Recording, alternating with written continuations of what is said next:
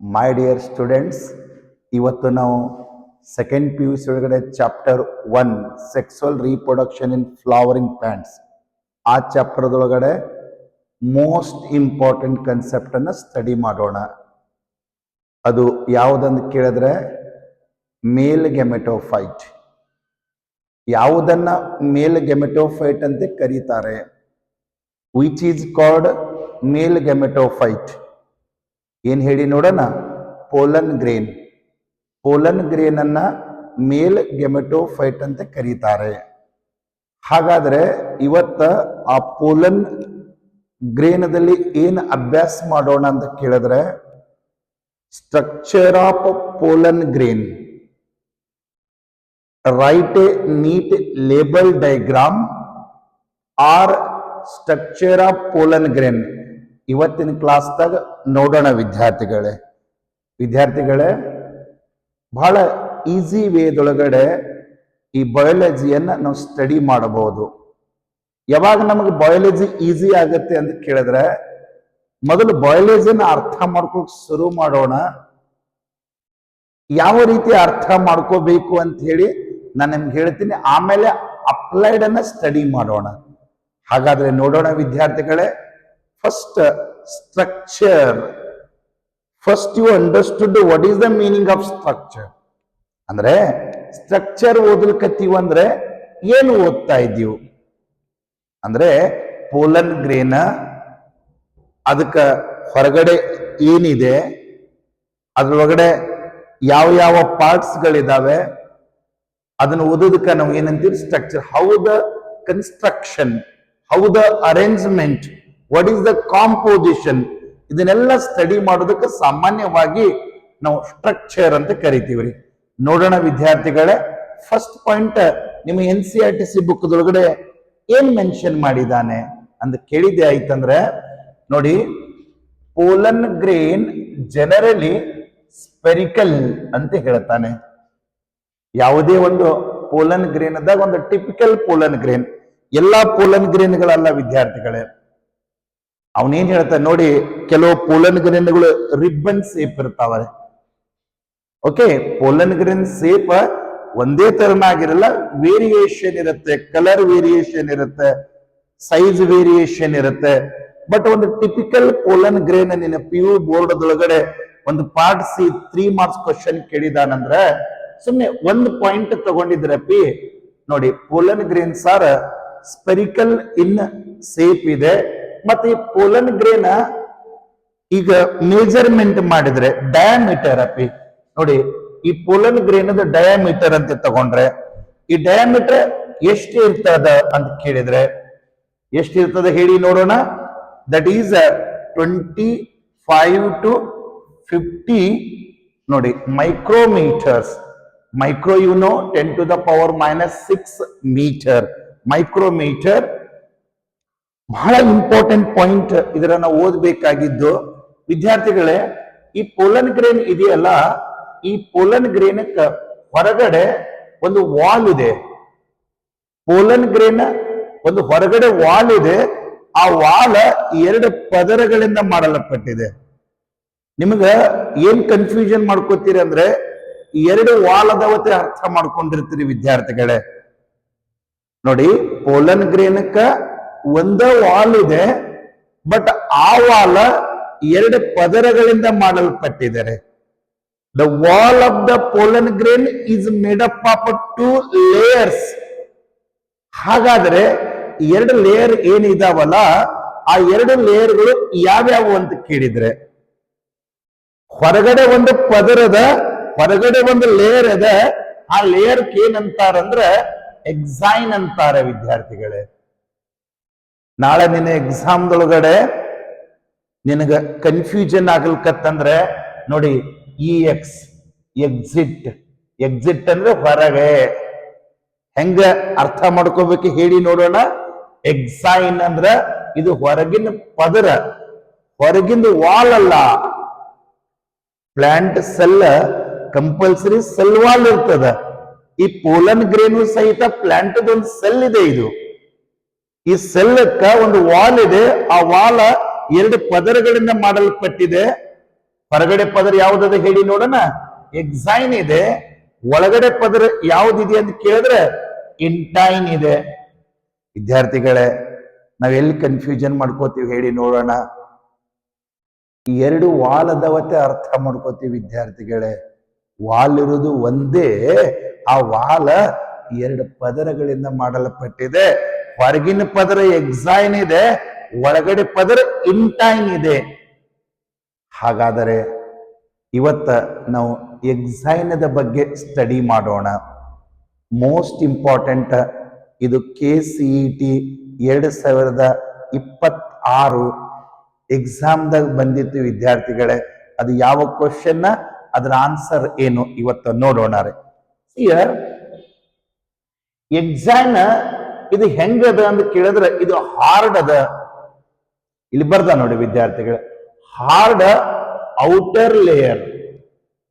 ನೋಡಿ ಎಕ್ಸೈನ್ ಹೆಂಗದ ಅಂದ್ರೆ ಹಾರ್ಡ್ ಅದ. ಕಾಂಪಿಟೇಟಿವ್ ಎಕ್ಸಾಮ್ದಾಗ ಏನ್ ಹೇಳ್ತಾನ, ಎಕ್ಸೈನ್ ಔಟರ್ ಲೇಯರ್ ಅದ, ಇದು ಸಾಫ್ಟ್ ಅದ ಅಂತ ಕೇಳ್ತಾನೆ, but it is hard.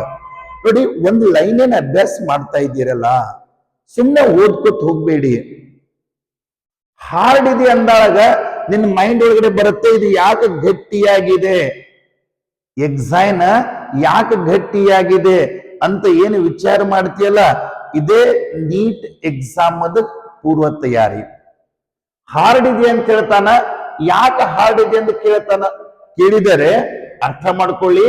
Exine made up of sporopollenin. ನೋಡಿ ವಿದ್ಯಾರ್ಥಿಗಳೇ, ಮೊನ್ನೆ 2026 ಎಕ್ಸಾಮ್ದಾಗ ಕೇಳಿದ್ದ, ಎಕ್ಸೈನ್ ಗಟ್ಟಿ ಆಗ್ಲಿಕ್ಕೆ ಕಾರಣ ಯಾರು ಹೇಳಿ ನೋಡೋಣ, ಸ್ಪೋರೋಪಾಲಿನಿನ್. ಹಾಗಾದ್ರೆ ಸ್ಪೋರೋಪಾಲಿನಿನ್ ಇದು organic substance. Sporopollenin organic matter. ಇದೊಂದು ಕಂಪೌಂಡ್ ಇದೆ, ಆರ್ಗ್ಯಾನಿಕ್ ಇನ್ಆರ್ಗ್ಯಾನಿಕ್ ತೆಗೆದುಕೊಂಡಾಗ ಆರ್ಗ್ಯಾನಿಕ್ ಕಂಪೌಂಡ್ ಅಪಿ. ನೆಕ್ಸ್ಟ್ ಬರೋಣ ಇಲ್ಲಿ ನೋಡಿ, ಆ ಸ್ಪೋರೋಪಾಲಿನಿನ್ದ ವೈಶಿಷ್ಟ್ಯಗಳೇನು. ಎಕ್ಸೈನ್ದಾಗ ಸ್ಪೋರೋಪಾಲಿನಿನ್ ಇರುವುದರಿಂದ ಆಗುವಂತ ಅನುಕೂಲಗಳು ಏನು? ವಂಡರ್ಫುಲ್ ಕ್ವಶನ್ ಅಪಿ. ನಾವೇನ್ ಮಾಡ್ತೀವಿ, ಸುಮ್ಮನೆ ಓದ್ಕೋತ ಹೋಗ್ತೀವಿ. ನಾವು ಸಾವಕಾಶ ಓದಿ, ಒಂದು ವರ್ಷ ಸಮಯ ಇದೆ, ಅರ್ಥ ಮಾಡ್ಕೊಂಡ್ರೆ ಮತ್ತೊಂದು ಅರ್ಥ ಮಾಡ್ಕೋಬೇಕನ್ನೋದು ನಮ್ಗೆ ಆಸಕ್ತಿ ಬರಬೇಕು ಅಷ್ಟೇ. ಬಹಳ ಈಸಿ ಇದೆ, ಹೇಳಿ ನೋಡೋಣ. ಎಕ್ಸಾಮ್ದಾಗ ಯಾರದಾರ, ಸ್ಪೋರೋಪಾಲಿನಿನ್ ಇದೆ.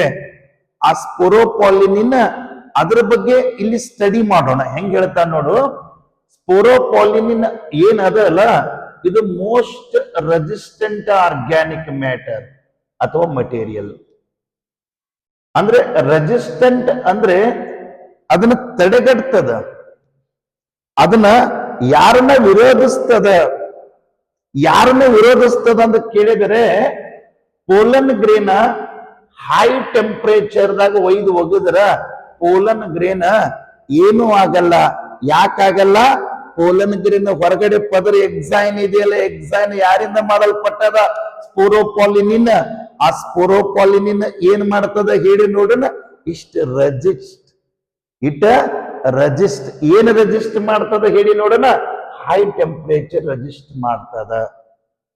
ಮತ್ತೊಂದು ಪ್ರಶ್ನೆ, ಅಷ್ಟೇ ಅಲ್ಲ, ಸ್ಟ್ರಾಂಗ್ ಎಸಿಡ್ಸ್ ಮತ್ತು ಸ್ಟ್ರಾಂಗ್ ಅಲ್ಕಲೀಸ್. ನೋಡಿ, ಈ ಪೋಲನ್ ಗ್ರೇನ್ ಮೇಲೆ ಆಸಿಡ್ ರೇನ್ ಆಯ್ತು ಅಥವಾ ಎಸಿಡ್ ಬಿತ್ತು ಅಂದ್ರೆ ಪೋಲನ್ ಗ್ರೇನ್ ಹಾಳಾಗಲ್ಲ. ಯಾಕೆ ಹಾಳಾಗಲ್ಲ? ಆ ಎಸಿಡ್ ಆಗಿರಬಹುದು, ಅಲ್ಕಲೀಸ್ ಆಗಿರಬಹುದು, ಟೆಂಪರೇಚರ್ ಇವಕ್ಕೇನು ಮಾಡಲ್ಲ. ಯಾಕೇನು ಮಾಡಲ್ಲ ಅಂತ ಕೇಳಿದ್ರೆ, ಪೋಲನ್ ಗ್ರೇನ್ ಎಕ್ಸೈನ್ ಯಾರಿಂದ ಮಾಡಲ್ಪಟ್ಟಿದೆ, ಸ್ಪೋರೋಪಾಲಿನಿನ್ ಮಾಡಲ್ಪಟ್ಟಿದೆ.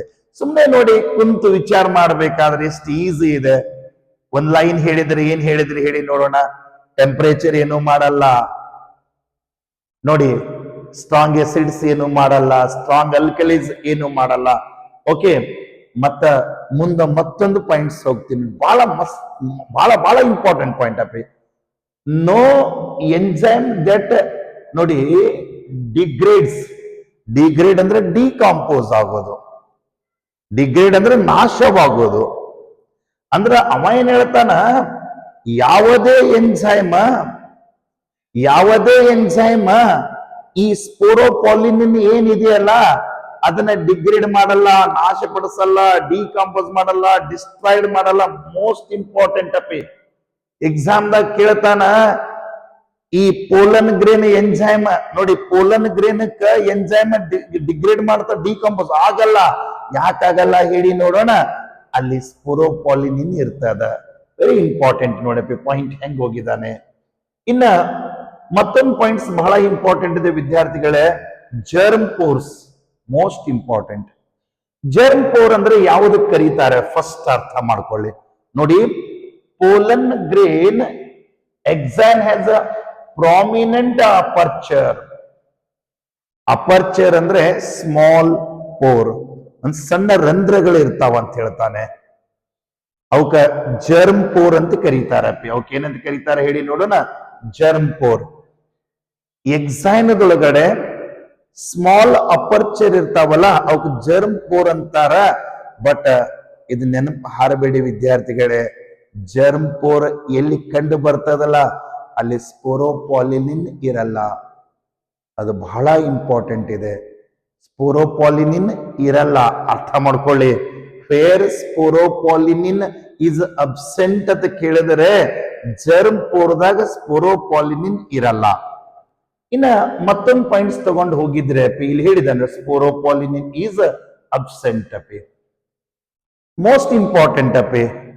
ನಿಮ್ ಮತ್ತೊಂದು ಕ್ವಶನ್ ಹೆಂಗ ಬರ್ಬಹುದಂದ್ರೆ, pollen grain are well preserved as a fossils. ಇದು 2026 KCET ಎಕ್ಸಾಮ್ ಕೇಳಿದ ವಿದ್ಯಾರ್ಥಿಗಳೇ. ನೋಡು ಕ್ವಶನ್ ಹೆಂಗಿದೆ ಅಂತ ಕೇಳಿದ್ರೆ, ಪೋಲನ್ ಗ್ರೇನ್ ಅನ್ನ ಪ್ರಿಸರ್ವ್ ಮಾಡಬಹುದು, ಆಸ್ ಎ ಫಾಸಿಲ್ಸ್ ಆಗಿ ಪ್ರಿಸರ್ವ್ ಮಾಡಬಹುದು ಅಂತ ಕ್ವಶನ್ ಅಪ್ಪಿ. ಯಾಕೆ ಇದನ್ನ ಪ್ರಿಸರ್ವ್ ಮಾಡಿ ಇಡಬಹುದು ಅಂತ ಕೇಳಿದ್ರ, ಬಿಕಾಸ್ ಪ್ರೆಸೆನ್ಸ್ ಆಫ್ ಸ್ಪೋರೋಪಾಲಿನಿನ್. ಸ್ಪೋರೋಪಾಲಿನಿನ್ ಇರುವುದರಿಂದ ಪೋಲನ್ ಗ್ರೇನ್ ಅನ್ನ ಪ್ರಿಸರ್ವ್ ಮಾಡಿ ಇಡಬಹುದು. It's simple answer. ಓಕೆ, ಇದು 2026 KCET ಒಳಗಡೆ ಈ ಕ್ವಶನ್ ಕೇಳಿದ್ದ. ನಾನು ಯಾವಾಗ CET ಕ್ಲಾಸ್ ಸ್ಟಾರ್ಟ್ ಮಾಡ್ತೀನಲ್ಲ ಅದನ್ನ MCQ ತಗೊಂಡು ಬರ್ತೀನಿ ವಿದ್ಯಾರ್ಥಿಗಳೇ. ಇನ್ನ ಮತ್ತೊಂದು ಪಾಯಿಂಟ್ ಅಪ್ಪಿ ನೋಡು, ಎಕ್ಸೈನ್ ಎಕ್ಸಿಬಿಟ್ಸ್ ಎ ಫ್ಯಾಸಿನೇಟಿಂಗ್ ರೇ ಪ್ಯಾಟರ್ನ್ಸ್ ಅಂಡ್ ಡಿಸೈನ್ಸ್. ಅಂದ್ರೆ ಈಗ ಇದು ಪೋಲನ್ ಗ್ರೇನ್ ಇದೆಯಲ್ಲಪ್ಪಿ, ಈ ರೀತಿ ಒಂದು ನೋಡಿ ಸ್ಪೈನ್ ತರ, ಈ ತರ ಈ ಪೋಲನ್ ಗ್ರೇನದ ಮೇಲ್ಗಡೆ ಏನದಾವ ಅಂದ್ರ ರೇ ಇದೆ, ಕೆಲವು ಡಿಸೈನ್ಸ್ ಗಳು ಇರ್ತಾವ. ಈ ತರನು ಪೋಲನ್ ಗ್ರೇನದಲ್ಲಿ ನಾವು ಕಂಡು ಬರಬಹುದು ಅಂತ ಹೇಳ್ತಾನೆ. ಒಂದು ಕ್ವಶನ್ ಕೇಳ್ತಾನ, why do you think the exam should be hard? ನಿಮ್ಗೊಂದು ಕ್ವಶನ್ ಕೇಳ್ತಾನಪ್ಪಿ, ಎಕ್ಸಾಮ್ ಬಹಳ ಗಟ್ಟಿ ಅದಂತೆಯಲ್ಲ, ಯಾಕೆ ಹೇಳಿ ನೋಡೋಣ. ಅಲ್ಲಿ ಸ್ಪೋರೋಪಾಲಿನಿನ್ ಇದೆ, ಆದ್ದರಿಂದ ಗಟ್ಟಿ ಇದೆ. ಮತ್ತೊಂದು ಕ್ವಶನ್ ಕೇಳಿದ ನೋಡು, what is the function of germ pore? ಆಗಲೇ ಹೇಳಿದ್ದೇವಲ್ಲ ಜರ್ಮ್ ಪೋರ್ ಇರ್ತದಂತ ಹೇಳಿದ್ದೇವ್ರು. ಇದು ಪೋಲನ್ ಗ್ರೇನ್ ಇದೆ ಅಪ್ಪಿ. ಈ ಪೋಲನ್ ಗ್ರೇನದಲ್ಲಿ ಇಲ್ಲಿ ನೋಡಿ ಒಂದು ಅಪರ್ಚರ್ ಇದೆ, ಸಣ್ಣದೊಂದು ಅಪರ್ಚರ್ ಇದೆ. ಈ ಸಣ್ಣ ಅಪರ್ಚರ್ಕ ನಾವು ಜರ್ಮ್ ಪೋರ್ ಅಂತ ಕರೆದೀವ್ರಿ. ಇದ್ರ ಕೆಲಸ ಏನು ಅಂತ ಕೇಳಿದ್ರೆ, to germinate the pollen tube. ಏನ್ ಹೇಳಿ ನೋಡೋಣಪ್ಪಿ, to germinate the pollen tube. ನೋಡಿ, what are the functions, what is the function of, okay, ನಿಮ್ ಕ್ವಶನ್ ಪೇಪರ್ ದಾಗ ಕೇಳಿದ್ರೆ ಜರ್ಮ್ ಪೋರ್ದ ಕೆಲಸ ಏನು ಅಂತ ಕೇಳಿದ್ರೆ ಜರ್ಮ್ ಪೋರ್ ಫಂಕ್ಷನ್ ಏನು ಹೇಳಿ ನೋಡೋಣಪ್ಪಿ, to germinate the pollen tube. ಇನ್ನ ಎಕ್ಸಾಮ್ ಬಗ್ಗೆ ಇಷ್ಟೊತ್ತನ ತಿಳ್ಕೊಂಡಿದ್ದೀರಿ. ಇನ್ನ ಆ ವಾಲಿಗೆ 2 ಲೇಯರ್ ಅದಾವ ಅಂತ ಹೇಳಿದಲ್ಲ, ಹೊರಗಡೆ ಲೇಯರ್ ಎಕ್ಸೈನ್ ಇದೆ, ಒಳಗಡೆ ಲೇಯರ್ ಏನಿದೆ ಹೇಳಿ ನೋಡೋಣ, ಇಂಟೈನ್ ಇದೆ. Very simple answer. ನೋಡಿ, inner wall of the pollen grain is called intine. ನಮ್ಗೇನಷ್ಟು ಇಂಪಾರ್ಟೆಂಟ್ ಅಲ್ಲ, ಇಂಟೈನ್ ಇನ್ನರ್ ವಾಲ್ ಅದ್ರಲ್ಲಿ ಗೊತ್ತಿದೆ, ಬಹಳ important. It is a thin ಅಪಿ. CET ಎಕ್ಸಾಮ್ ದಾಗ ಥಿಕ್ಕತೆ ಬರೀಬಹುದು ಅಂಡ್ ಕಂಟಿನ್ಯೂಸ್ ಇರ್ತದ್ರಿ. ಕಂಟಿನ್ಯೂಸ್ ಅಂತ ಯಾಕೆ ಬರ್ದಾನ ಹೇಳಿ ನೋಡೋಣ. ಎಕ್ಸೈನ್ ದಾಗ ಅಪರ್ಚರ್ಗಳು ಕಂಡು ಬರ್ತಾವಪ್ಪಿ. ಈಗ ಎಕ್ಸೈನ್ ಅದಲ್ಲ, ಅಲ್ಲೆಲ್ಲೆಲ್ಲೆಲ್ಲ ಹಿಂಗ ಜರ್ಮ್ ಪೋರ್ ಎಕ್ಸೈನ್ ದಾಗ ಪೋರ್ಸ್ ಗಳದಾವ. ಬಟ್ ಈ ರೀತಿ ಇಂಟೈನ್ದಾಗ ಇರಲ್ಲ. ನಾವೇನ್ ಮಾಡ್ಬಿಡುತ್ತೆ, ಸುಮ್ಮನೆ ಓದ್ಕೋತ ಹೋಗ್ತೀವ್ರಿ. ಹೇಳಿ ನೋಡೋಣ. ಇನ್ನರ್ ಲೇಯರ್ ಥಿನ್ನದ, ಕಂಟಿನ್ಯೂಸ್ ಅದ. ಹಾಗಾದ್ರೆ ಅದು ಸ್ಪೋರೋಪಾಲಿನಿಂದ ಮಾಡಲ್ಪಟ್ಟಿತ್ತು ಎಕ್ಸೈನ. ಹಾಗಾದರೆ ಇಂಟೈನ್ ಯಾರಿಂದ ಮಾಡಲ್ಪಟ್ಟಿದೆ? ನಾವ್ ಏನ್ ಮಾಡ್ಬಿಡ್ತೀವ್ರಿ, ಆ ಎಕ್ಸೈನ್ ಅನ್ನ ಫೋಕಸ್ ಮಾಡ್ತೀವ್ರಿ, ಮೋಸ್ಟ್ ಇಂಪಾರ್ಟೆಂಟ್ ಅಂತ ತಿಳ್ಕೊಂಡ್ಬಿಡ್ತೀವ್ರಿ. Examiner least important questions paper ತಗೊಂಡ್ಬರ್ತಾನ. ಇಂಟೈನ ಕೆಮಿಕಲಿ ಕಾಂಪೋಸ್ಡ್, ರಾಸಾಯನಿಕವಾಗಿ ಇಂಟೈನ ಯಾರಿಂದ ಮಾಡಲ್ಪಟ್ಟಿದೆ ಅಂತ ಕ್ವಶನ್ ಕೇಳಿದೆ ಆಯ್ತಂದ್ರ ಹೇಳಿ ವಿದ್ಯಾರ್ಥಿಗಳೇ, ಯಾರಿಂದ ಹೇಳಿ ನೋಡೋಣ. ಸೆಲ್ಯುಲೋಸ ಮತ್ತು ಪೆಕ್ಟಿನ್ ನಿಂದ ಮಾಡಲ್ಪಟ್ಟಿದೆ.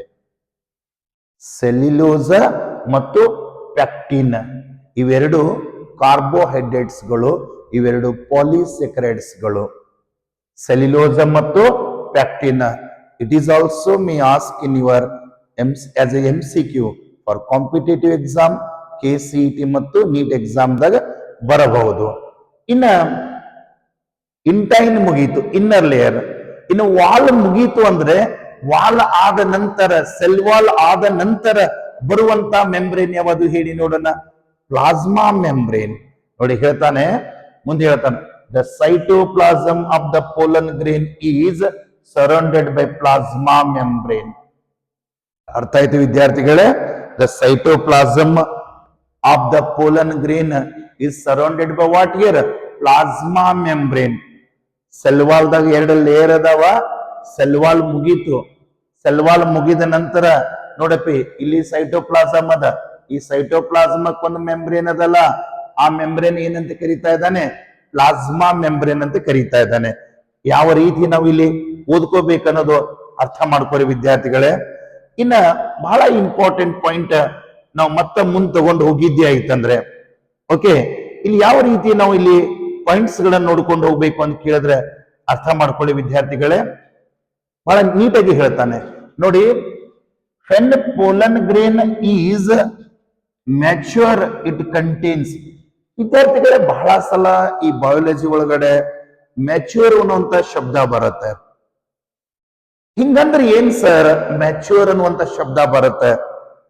ಯಾವಾಗ ಪೋಲನ್ ಗ್ರೇನ್ ಫಂಕ್ಷನಿಂಗ್ ಆಗ್ಲಿಕ್ಕೆ ಶುರು ಮಾಡುತ್ತೆ, ಪೋಲನ್ ಗ್ರೇನ್ ಪೋಲನ್ ಟ್ಯೂಬ್ ತಯಾರು ಮಾಡಿ ಅದು ರೀಪ್ರೊಡಕ್ಷನ್ ಹೆಲ್ಪ್ ಮಾಡ್ತದ, ಫೆಸಿಲಿಟೇಟ್ ಮಾಡ್ತದಲ್ಲ, ಅವಾಗ ಆ ಪೋಲನ್ ಗ್ರೇನ್ ಅನ್ನ ಮ್ಯಾಚ್ಯೂರ್ಡ್ ಪೋಲನ್ ಗ್ರೇನ್ ಅಂತಾರೆ. ನಾವು ಈ ಪ್ರತಿಯೊಂದು ಅರ್ಥ ಆಯ್ತು ಅಂದ್ರೆ ಸಬ್ಜೆಕ್ಟ್ ಅರ್ಥ ಆಗತ್ತೆ. ಏನ್ ಹೇಳ್ತಾ ಇದ್ದಾನೆ ಕಾನ್ಸಂಟ್ರೇಟ್ ಮಾಡಿ ವಿದ್ಯಾರ್ಥಿಗಳೇ. ಏನ್ ಹೇಳ್ತಾ ಇದ್ದಾರೆ ನೋಡಿ, ಪೋಲನ್ ಗ್ರೇನ್ ಮ್ಯಾಚ್ಯೂರ್ ಆದಾಗ ಅದರಾಗ 2 ಸೆಲ್ಸ್ ಇರ್ತಾವಂತಾನೆ. ಒಂದು ಮ್ಯಾಚ್ಯೂರ್ಡ್ ಪೋಲನ್ ಗ್ರೇನ್ ದಾಗ 2 ಸೆಲ್ ಇರ್ತಾವ್ರಿ. ಪೋಲನ್ ಗ್ರೇನ್ ಅನ್ನೋದೇ ಒಂದು ಸೆಲ್ ಇದೆ ಅಪ್ಪಿ. It is a haploid cell. It is haploid ಅಂದ್ರೆ ಒಂದು ಕ್ರೋಮೋಜೋಮ್ಗಳು ಎರಡೆರಡು ಸೆಟ್ ಇತ್ತಂದ್ರೆ 2 ಸೆಟ್ ಇತ್ತಂದ್ರೆ ಡಿಪ್ಲಾಯ್ಡ್ ಅಂತಾರೆ. ಒಂದ ಸೆಟ್ ಕ್ರೋಮೋಜೋಮ್ ಇತ್ತಂದ್ರೆ ಹೆಪ್ಲಾಯ್ಡ್ ಅಂತಾರೆ. ಅದನ್ನ ಪ್ಲಾಡಿ ಅಂತ ವರ್ಡ್ ಯೂಸ್ ಮಾಡ್ತಾರೆ. ಕಾನ್ಸಂಟ್ರೇಟ್ ಮಾಡಿ. 2 ಸೆಲ್ ಅದಾವ ಅಂತ ಹೇಳ್ತಾನ, ಮೋಸ್ಟ್ ಇಂಪಾರ್ಟೆಂಟ್. ಹಾಗಾದ್ರೆ ಆ 2 ಸೆಲ್ ಯಾವುದು? ಒಂದು ವೆಜಿಟೇಟಿವ್ ಸೆಲ್ ಇದೆ ವಿದ್ಯಾರ್ಥಿಗಳೇ, ಇನ್ನೊಂದು ಯಾವ್ದು ಹೇಳಿ ನೋಡೋಣ. ಜನರೇಟಿವ್ ಸೆಲ್ ಇದೆ. ಮ್ಯಾಚ್ಯೂರ್ಡ್ ಪೋಲನ್ ಗ್ರೇನದಲ್ಲಿ ಸಾಮಾನ್ಯವಾಗಿ 2 ಸೆಲ್ ಇರ್ತಾವೆ. ಒಂದು ವೆಜಿಟೇಟಿವ್ ಸೆಲ್ ಇರ್ತದ, ಇನ್ನೊಂದು ಜನರೇಟಿವ್ ಸೆಲ್ ಇರುತ್ತೆ. ಈಗ ವೆಜಿಟೇಟಿವ್ ಸೆಲ್ ಅಂದ್ರೆ ಯಾವುದಕ್ಕಂತಾನೆ ಅರ್ಥ ಮಾಡ್ಕೊಳ್ಳಿ ವಿದ್ಯಾರ್ಥಿಗಳೇ. ವೆಜಿಟೇಟಿವ್ ಸೆಲ್ ಅಂದ್ರ ಇದು ದೊಡ್ಡ ಸೆಲ್ ಇರ್ತದ, ಬಿಗ್ಗರ್ ಸೆಲ್ ಇರ್ತದ. ಓದುವ ಸಮಯದಲ್ಲಿ ನಿನ್ ಜೊತೆ ನೀನು ಕುಂತು ಓದ್ಕೋಬೇಕು. ನಿನ್ನ ಮನಸ್ಸು ಏನಾದ್ರೂ ಗದ್ಲಾಯ್ತು, ಮನಸ್ಸನ್ನ ನೀನು ಯಾವ್ದು ಕಡೆ ಆದ್ರೆ ಸ್ವಲ್ಪ ಹರಿಬಿಟ್ಟೆ ಅಂದ್ರೆ ಓದ್ತಾ ಇದ್ದಿ ಏನೇನೋದು ಅರಿವಿಗೆ ಬರಲ್ಲ ವಿದ್ಯಾರ್ಥಿಗಳೇ. ನೀನು 2 ಸೆಲ್ ಅಂತ ಹೇಳ್ತಾ ಇದೆಯಲ್ಲ, ಒಂದು ಬಿಗ್ಗರ್ ಸೆಲ್, ಅದು ವೆಜಿಟೇಟಿವ್ ಸೆಲ್. ಬಿಗ್ಗರ್ ಸೆಲ್ ನಾಳೆ ಎಕ್ಸಾಮ್ದಾಗ ಏನ್ ಹೇಳ್ತಾನ, ಸ್ಮಾಲರ್ ಸೆಲ್ ಅನ್ನ ವೆಜಿಟೇಟಿವ್ ಅಂತ ಬರೀತಾನೆ. ನಿನ್ನ ತಪ್ಪಿಸಲಿಕ್ಕೆ ಪ್ರಯತ್ನ ಪಡ್ತಾನೆ. ಆ ತಪ್ಪಿಸಲಿಕ್ಕೆ ಪ್ರಯತ್ನ ಪಟ್ಟಾಗ ಅದನ್ನ ಸರಿಯಾಗಿ ಅರ್ಥ ಮಾಡ್ಕೊಂಡಿದ್ದೆ ಅಂದ್ರೆ ನಿನ್ನ ಕನ್ಫ್ಯೂಷನ್ ಆಗಲ್ಲ. ನೋಡಿ ಯಾವ ರೀತಿ ಇದೆ. Vegetative cell is bigger, has abundant food reserve. Food reserve ಅಂದ್ರೆ ಸಂಗ್ರಹ ಆಗೋದು, ಅಬಂಡೆಂಟ್ ಅಂದ್ರೆ ಸಾಕಾಗುವಷ್ಟು, ಅದಕ್ಕೆ ಎಷ್ಟು ಬೇಕು ಅಷ್ಟು ಆಹಾರವನ್ನ ಸಂಗ್ರಹ ಮಾಡಿರ್ತದ.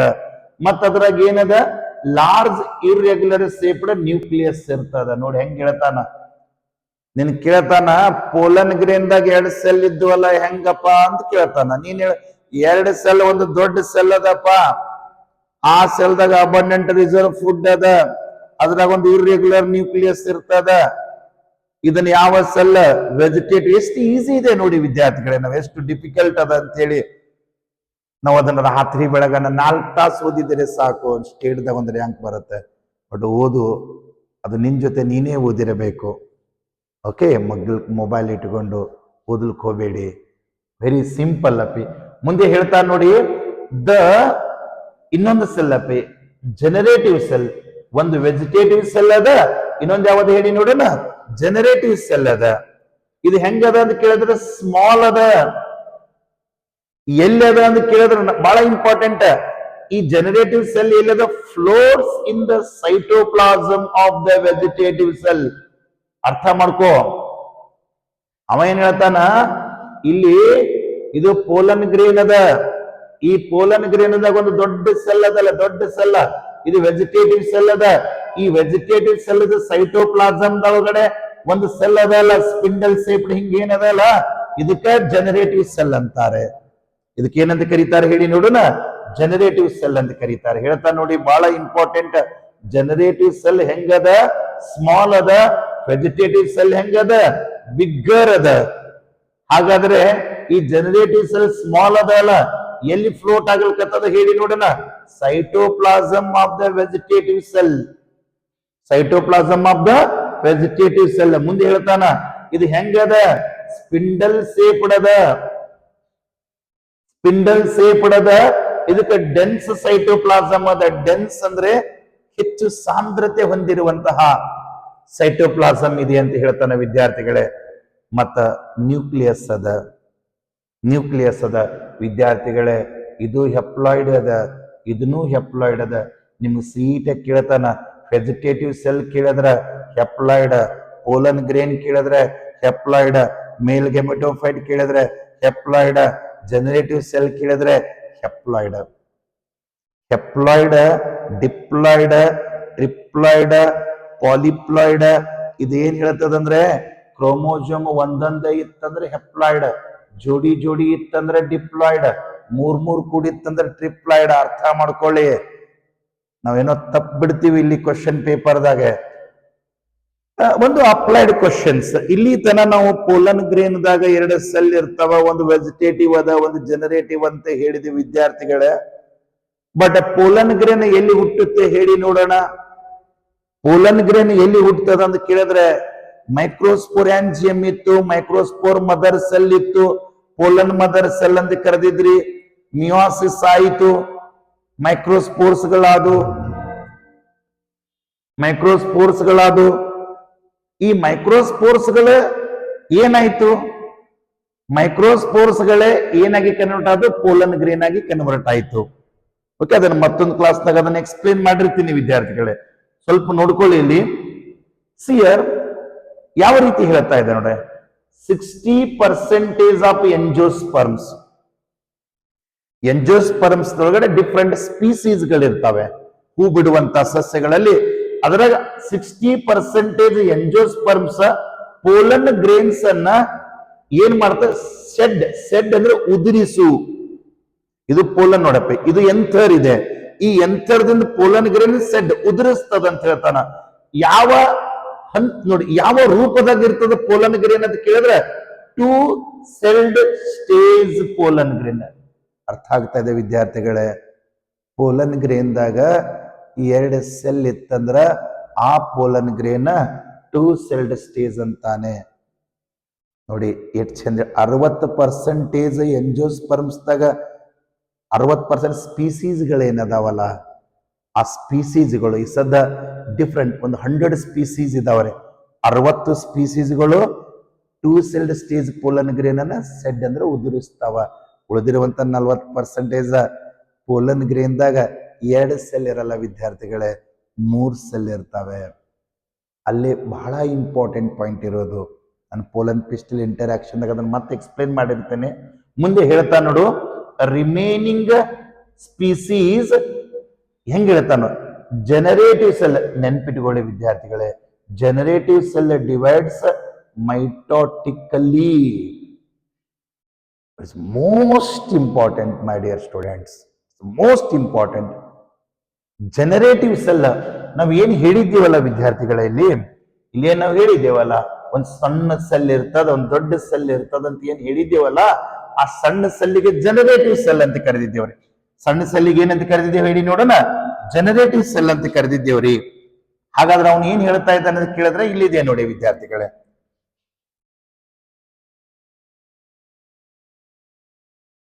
ಇಲ್ಲಿದೆ ನೋಡಿ ವಿದ್ಯಾರ್ಥಿಗಳೇ, ನಿಮ್ಗೆ ಅರ್ಥ ಆಗತ್ತೆ. ಇದು ಜನರೇಟಿವ್ ಸೆಲ್, ಅರ್ಥ ಆಗ್ತಾ ಇದೆ. ಈ ಜನರೇಟಿವ್ ಸೆಲ್ ಏನಿದೆಯಲ್ಲ, ಇದು ಮೈಟೋಟಿಕ್ ಡಿವಿಷನ್ ಆಗತ್ತೆ. ಜನರೇಟಿವ್ ಸೆಲ್ ಮೈಟೋಟಿಕ್ ಡಿವಿಷನ್ ಆಗಿ, ಈ ಜನರೇಟಿವ್ ಸೆಲ್, ಮೈಟೋಟಿಕ್ ಅಂದ್ರೆ 2 ಸೆಲ್ ಆಗುತ್ತೆ. ಈ ಮೈಟೋಟಿಕ್ ಸೆಲ್ ದಿಂದ 2 ಸೆಲ್ಗಳಾಗ್ತಾವ. ಈ ಜನರೇಟಿವ್ ಸೆಲ್ ಮೈಟೋಟಿಕ್ 2 ಸೆಲ್. ಈ 2 ಸೆಲ್ಗೆ ಏನಂತ ಕರೀತಾರಂದ್ರ ಮೇಲ್ ಗ್ಯಾಮೆಟ್ ಅಂತ ಕರೀತಾರೆ. ಇವನು ಸೆಲ್ಲೆ, ಹೆಪ್ಲಾಯ್ಡ್ ಸೆಲ್ಲೆ. ಈಗ ಜನರೇಟಿವ್ ಸೆಲ್ ಮೈಟೋಟಿಕ್ ಡಿವಿಷನ್ ಆಗಿ 2 ಡಾಟರ್ ಸೆಲ್, ಅವ್ರ 2 ಡಾಟರ್ ಸೆಲ್ ಏನಂತ ಕೇಳಿದ್ರೆ ಮೇಲ್ ಗ್ಯಾಮೆಟ್ಸ್. ಹಾಗಾದ್ರೆ ದೊಡ್ಡ ಸೆಲ್ ಯಾವ ಸೆಲ್ ಹೇಳಿ ನೋಡೋಣ, ವೆಜಿಟೇಟಿವ್ ಸೆಲ್. ಇದ್ದ ಜನರೇಟಿವ್ ಸೆಲ್ ಮೈಟೋಟಿಕ್ ಆಗಿ 8 ಸೆಲ್ ಅದು, 2 ಮೇಲ್ ಗ್ಯಾಮೆಟ್ ಅದು.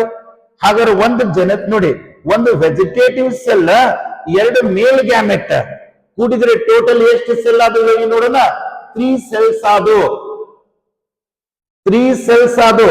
ಹಾಗಾದ್ರೆ ಒಂದು ಪೋಲನ್ ಗ್ರೇನ್ದಾಗ 3 ಸೆಲ್ಸ್ ಇರುವುದರಿಂದ ಈ ಪೋಲನ್ ಗ್ರೇನ್ ಏನಂತ ಕರೆದ್ರು ಅಂತ ಕೇಳಿದ್ರೆ 3 ಸೆಲ್ಡ್ ಸ್ಟೇಜ್ ಪೋಲನ್ ಗ್ರೇನ್ ಅಂತ ಕರೆದ್ರು. ಏನಂತ ಕರೆದ್ರು ಹೇಳಿ ವಿದ್ಯಾರ್ಥಿಗಳೇ, 3 ಸೆಲ್ಡ್ ಸ್ಟೇಜ್ ಪೋಲನ್ ಗ್ರೇನ್ ಅಂತ ಕರೆದ್ರು. ನಾಳೆ ನಿನ್ನ ಕ್ವಶನ್ ಪೇಪರ್ದೊಳಗಡೆ ನೋಡಿ, ಎಂಜೋಸ್ಪರ್ಮ್ಸ್ದಾಗ ಪೋಲನ್ ಗ್ರೇನ್ ಸೆಡ್ ಆಗತ್ತೆ, ಉದುರಿದ್ದಂತ ಪೋಲನ್ ಗ್ರೇನ ಇನ್ಸೆಕ್ಟ್ಸ್ ಗಳಾಗ್ಲಿ, ವಿಂಡ್ ಆಗ್ಲಿ, ವಾಟರ್ ಆಗ್ಲಿ, ಆ ಪೋಲನ್ ಗ್ರೇನ್ ಅನ್ನ ಸ್ಟಿಗ್ಮಾಗ್ ತಗೊಂಡು ಹೋಗೋದಕ್ಕೆ ಪಾಲಿನೇಷನ್ ಅಂತಾರೆ. ಮುಂದೆ ನೋಡೋಣ ವಿದ್ಯಾರ್ಥಿಗಳೇ. ಹಾಗಾದರೆ ಪೋಲನ್ ಗ್ರೇನದೊಳಗಡೆ ವಾಲ್ ಇದೆ, ಪ್ಲಾಸ್ಮಾ ಮೆಂಬ್ರೇನ್ ಇದೆ, ವಾಲಿಗೆ 2 ಪದರ್ ಇದೆ. ಆ 2 ಸೆಲ್ ಇದ್ರೆ 2 ಸೆಲ್ ಸ್ಟೇಜ್ ಅಂತಾರೆ. ಆ ಜನರೇಟಿವ್ ಸೆಲ್ ಮೈಟೋಟಿಕ್ ಡಿವಿಷನ್ ಆಗಿ 2 ಮೇಲ್ ಗ್ಯಾಮೆಟ್ ಆಗತ್ತೆ. ಎಕ್ಸಾಮ್ದಾಗ ಏನ್ ಮಾಡ್ತಾನೆ, 3 ಸೆಲ್ಡ್ ಸ್ಟೇಜ್ ಪೋಲನ್ ಗ್ರೇನ್ದಾಗ 2 ಮೇಲ್ ಗ್ಯಾಮೆಟ್, 1 ವೆಜಿಟೇಟಿವ್ ಸೆಲ್ ಅಂತೆ ಮೆನ್ಷನ್ ಮಾಡಿದರೆ ರೈಟ್. ವಿದ್ಯಾರ್ಥಿಗಳೇ, ಒಂದು ಅರ್ಥ ಮಾಡ್ಕೊಳ್ಳಿ, ಓದೋದು ಬಹಳ ಈಸಿ ಇದೆ. ನಾವು ಪ್ರತಿನಿತ್ಯ ಒಂದು 4 ತಾಸು ಓದ್ಕೊಂತ ಹೋದಿವಂದ್ರೆ, ಪ್ರತಿನಿತ್ಯ 4 ತಾಸು ಓದ್ಕೊಂತ ಹೋದಿವಂದ್ರೆ ನಾವು ಏನ್ ಬೇಕಾದ್ರೂ ಮಾಡಬಹುದು. ಅದಕ್ಕೆ ಸ್ವಲ್ಪ ಸಮಯ ಬೇರೆ ಕಡೆ ಕೊಡುವಕ್ಕಿಂತ ಮೊದಲು ನಿನಗೋಸ್ಕರ ನೀನು ಸ್ವಲ್ಪ ಸಮಯ ಕೊಟ್ರೆ ನಿನ್ನ ಸಕ್ಸಸ್ ನಿನಗೆ ಕಟ್ಟಿಟ್ಟ ಬುತ್ತಿ. ಒಂದು ಮಾತು ಹೇಳ್ತೀನಿ ವಿದ್ಯಾರ್ಥಿಗಳೇ, ಏನು ಹೇಳಕ್ಕೆ ಹೋಗ್ತೀನಿ ಅಂತ ಕೇಳಿದ್ರೆ, ನಿಮ್ಮ ಜೊತೆ ನೀವು ಬದುಕೋದು ಕಲೀರಿ ವಿದ್ಯಾರ್ಥಿಗಳೇ. ನಿಮ್ಮ ಜೊತೆ ನೀವು ಬದುಕೋದು ಕಲೀರಿ.